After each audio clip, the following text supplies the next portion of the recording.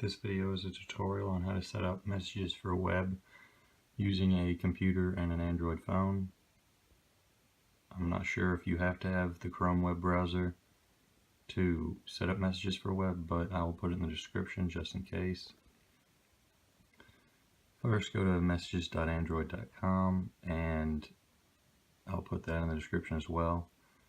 And whenever you go there, if you're on your own computer, you probably want to select this remember this computer so that next time you don't have to scan it over and over. And then go on your Android phone, go to the Play Store and search Android Messages, download it obviously, and then press open. Then click these three dots in the top right corner, click on Messages for Web.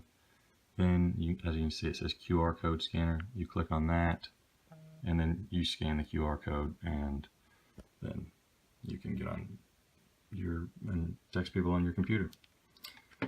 Thanks for watching.